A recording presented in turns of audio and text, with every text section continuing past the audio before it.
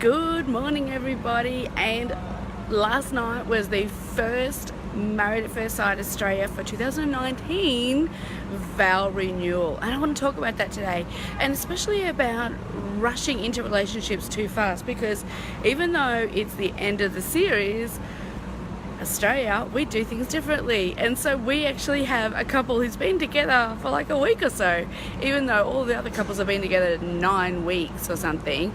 These guys have officially only been together for a week. So let's talk about that in a minute. So for those of you who don't know me, I'm Marie-Louise and I am a dating coach. So what I do is teach singles the confidence to make their dating decisions really simply and easily. And it is possible. You just have to stay tuned, keep watching my videos and follow me, and you'll find out all sorts of things. So first, let's say hello and good morning. We have Vinod and Karen. Hey guys, thank you for watching. Make sure you give me a thumbs up, and let's talk about last night's maths episode.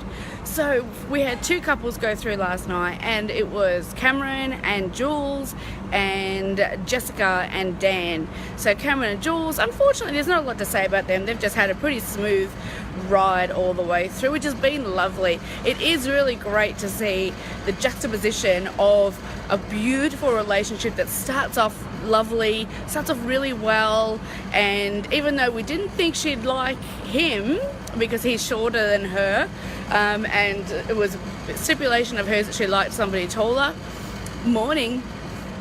I didn't think that would go well, but it has, because she was able to put that aside. In fact, I'm not sure she even really noticed. She barely mentioned it in the editing, so who knows. But look, the fact of the matter is that they have gotten along really well. They've supported each other and they've fallen in love, and last night they got engaged for real. Well, as real as you can believe on a reality TV show. But I like to think that they actually did do it, because he went to the effort of buying the ring and all that sort of thing. So it was lovely. Let me know what you thought about that, Karen. I'm sure you thought it was schmicko as well. Okay, and so then the other couple we had was Dan and Jess. Now, for those who've been watching the videos but haven't watched the show, Jessica came into the show and was married to Mick, and Dan came in only a few weeks ago as a latecomer with Tamara, and they both did not really get along that well with their husband and wives, and they ended up both saying leave. After a lot of drama, they both said leave, but they said they wanted to be together. So Dan and Jessica are a new couple. Now, the thing with that is that last night was the vow renewal, and so they've only been officially together for a week, which is interesting. We all know they've been together a lot longer than that, or at least they were feeling out what might be between them for a few weeks longer than that. But let's talk about rushing into things, because Dan went home and he told his mum all about Jessica, and she's like, well, buddy, you are rushing into this. And it's so true. It's something I see a lot. But we're all looking for love, and I can fully understand why people rush into relationships when they haven't even really had the dating part yet. And it's a distinction that I like to make often in my videos, because in my conversations with singles, I find that a lot of them, when I ask a question about dating, their answer will be very much about relationships, and I have to go back and say, no, that's a relationship answer. We're talking about dating. The dating is what you do when you're just getting to know somebody, possibly getting to know a number of people, and that's a-okay, and I actually encourage it. But you're getting to know somebody and you're still trying to decide whether you want a relationship with them. The relationship stuff happens after that, and not always after a conversation about whether you're exclusive or not, but it does sometimes roll into that without the conversation. And some of us like to have the conversation so that we know that we're all on the same page, and it's just not always important to everybody. But depending on how the relationship's going, or like how the dating transitioning into a relationship is going, you may not need to ask, you may not feel you need to ask. So let me know. Give us a big heart if you're looking for love, if you're actively, in your heart of hearts, if you really, really, really want love. And I want to see who's out there who's looking for love. But back to Jess and Dan. So they were feeling each other out in the couple of weeks before they actually got together. And now they're moving in together. So she lives in WA and he lives on the Gold Coast. So for those who are watching from overseas, they are completely opposite sides of our country. And our country is huge. So it's a long way to be dating long distance. If you've watched my other videos and seen my posts, you'll know I am against long distance. But what I would like for this couple to do is for Jessica to move to the Gold Coast, but not in with Dan, because they only had a week of living together in an apartment in Sydney in a very staged environment. So they actually don't really know what each other's actually like when they're living and having to go to work and doing the day-to-day stuff. So it would be really good for them to actually date and not move on to the relationship side of things too soon.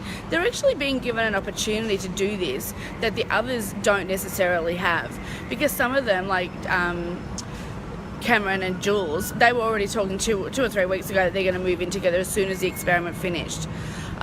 So they were already moving into the relationship stage for sure. But Dan and Jessica could actually take a step back and date. And when you're living together, you don't date, because you're seeing the good, the bad, and the ugly all up front. And you don't get to enjoy the little things as much as you do when you're dating. You know, as things like having the guy pick you up, or, you know, once you've got to know them. And maybe having him bring you flowers, or maybe her, you know, sending him a text in the morning. Instead, she'll be there in the morning. You know, it's just very different. And I really, really would encourage everybody to go slowly. But if you have rushed into a relationship, let me know, because I see it a lot. So please leave a comment or smash the heart button or the wow, if you have rushed into something, because a lot of us have done it. I've done it in the past, and it's not to say that it wouldn't have worked if we'd gone slowly, but generally when you rush into things, it doesn't work. I married my husband. We got together, we were together about 1.5 years when we got married, which wasn't very long. But at that point, I was sure. He was sure, we were both sure. And so that was okay. And it didn't work out, but that was for different reasons. It was not at all for rushing in. But now I know better. And I know that I've got a bit more time, and I can take the time to get to know somebody and go out with them and meet their friends and see what they're like in public. And in fact, Dan really saw another side of Jessica when they were at the dinner party, because boy oh boy, she just acts up whenever she wants. She's great at arguing. I do think that her career listed on her CV and Ines' were back to front. I do think she's been working in the legal profession, because she knows how to argue a point. Oh my God. You want her on your side if you're struggling in a fight, don't you? But he saw a side of her that he may not see in the real world, because it's a different situation. And in the experiment, you know, you're just not going to have arguments the way you do in there. You're not going to have that sort of dynamic that you do in there. But it definitely does show a different side of her, and I wonder how that's going to go. We do know in real life that they are still together, and they seem to be happy, because we've seen it on social media. Thanks, magazines, for ruining it for all of us. I really freaking hate that, because I just like to see how the show plays out. I actually try really hard to ignore a lot of what goes on in the media, but people send stuff to me, and I appreciate that, but I also I'm trying not to look at it. So I want to hear about times when you've rushed into a relationship and what happened, and perhaps a time when you decided to take it slowly and what happened. Because, as I said before, it's not to say that by rushing you ruined it. It just may have worked out a bit differently. You may have had a bit more time to get to know somebody, and you might have been able to protect your heart a little bit more by taking it slowly and just getting to know each other, and for them to get to know you too, because God knows you do not want to play all your hands at once. You do not want to show you're crazy all at once, because it comes across as crazy, whereas you might have very, very, very good reasons why you're acting a certain way.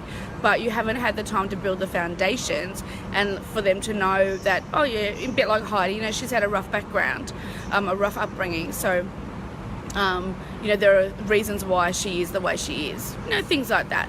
So let me know below your comments about rushing in too soon, when it's worked and when it hasn't, and when you decide to take it slowly and how that went. All right, tonight is another episode, another vow renewal, so we'll see what happens then. I'm very excited. Catch you guys later.